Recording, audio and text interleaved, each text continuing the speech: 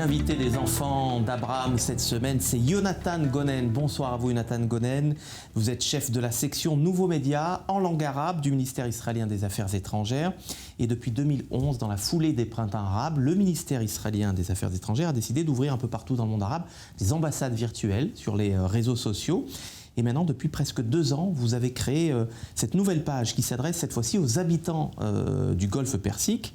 Un lieu de dialogue numérique avec les Émiratis, les Bahreïnis et d'autres pays évidemment qui n'ont pas encore normalisé leurs relations avec Israël. C'est pas une mission facile ça, hein, de redorer l'image d'Israël auprès d'un public arabophone. Oui, ce n'est pas une tâche facile. Il y a évidemment beaucoup d'idées et d'opinions hostiles vis-à-vis d'Israël au sein du monde arabe. Mais beaucoup de changements sont en cours à l'intérieur même du monde arabe et dans ses relations avec Israël. Avec le temps, nous observons que ce dialogue avec les communautés du monde arabe devient de plus en plus positif.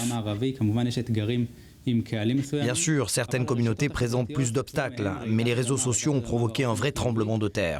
Un bouleversement qui nous permet de nous adresser directement aux communautés du monde arabe et de leur présenter le vrai visage d'Israël. Un Israël qu'ils ne connaissent pas, auquel ils n'ont pas accès via leurs médias locaux ou même via leur système éducatif. Leur donner accès à une réalité nouvelle pour eux.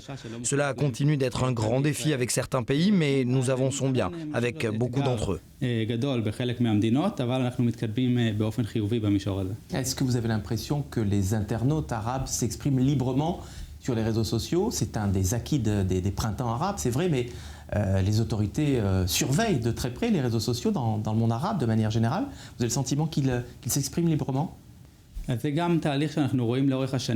C'est un processus que nous observons depuis quelques années. Dans le passé, les gens redoutaient davantage d'exprimer leurs opinions, de peur d'être poursuivis par les autorités politiques. C'est variable, évidemment, en fonction des pays. Mais les individus osent de plus en plus exprimer leur opinion sur Israël. Parfois, c'est à travers des comptes anonymes. Mais nous voyons tout de même une augmentation notable du nombre de gens qui parlent positivement d'Israël. Et nous le voyons avec les posts en arabe que nous publions sur la page du ministère des Affaires étrangères. Parlez-nous un peu des chiffres sur le plan purement quantitatif. Combien d'internautes dans les pays du Golfe vous arrivez à toucher avec votre page Facebook, Instagram ou Twitter? Nous avons des pages en arabe sur Facebook, Twitter, YouTube, Instagram et dernièrement TikTok. Ce mois-ci, nous avons atteint 100 millions d'abonnés dans le monde arabe. 100 millions de personnes voient nos publications. Ce chiffre a augmenté surtout après les accords d'Abraham. Dans les pays du Golfe, nous observons une fréquentation croissante de nos pages. Nos posts sont regardés, partagés. Certains influenceurs d'opinion qui redoutaient jusqu'ici de partager nos contenus, car nous sommes un organisme officiel de l'État d'Israël, osent bien plus aujourd'hui. Nous constations aussi une augmentation des engagements. De plus en plus de gens réagissent, partagent nos contenus. Le taux d'engagement, par exemple, sur notre page Facebook est de 30%. C'est très élevé quand on sait que pour un post, quel qu'il soit, le taux de réaction moyen est de 3%. Quel type de contenu vous publiez sur ces pages? La plupart de nos contenus a vocation à présenter le vrai Israël. Autrement dit, nous publions un contenu soft qui n'est pas connu du monde arabe et des médias arabes. Par exemple, nous communiquons sur la technologie israélienne, en particulier dans les pays du Golfe. Nous publions beaucoup sur la culture israélienne et sa diversité au sein de la population en Israël. Nous allons dans la rue et présentons des histoires individuelles qui au final sont l'alpha et l'oméga des réseaux sociaux. Nous parlons aussi de la coexistence en Israël entre juifs et arabes. Beaucoup de nos abonnés dans le monde arabe ne savent pas, par exemple, que 20% de la population israélienne est arabe. Ils ne savent pas non plus que la moitié des Israéliens sont originaires des pays arabes, ce qui veut dire qu'ils ont, eux, ou leurs parents, grandi avec des musulmans dans des pays arabes et ont dû par la suite émigrer vers Israël. Mais ils partagent beaucoup de choses de part et d'autre.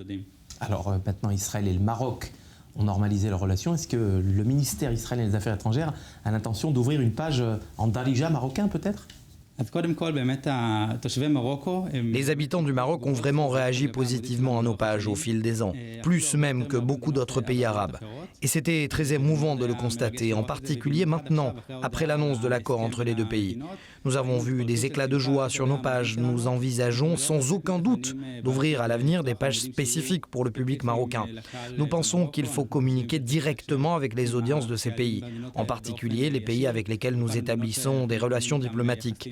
Notre aspiration, évidemment, pour le futur, c'est de nous adresser à chaque pays de façon spécifique. Israël qui tisse donc des liens en arabe sur la toile. Merci infiniment d'avoir été notre invité, Yonatan Gonen. Je rappelle, vous êtes le chef de la section Nouveaux médias en langue arabe du ministère israélien des Affaires étrangères. Merci. Merci beaucoup.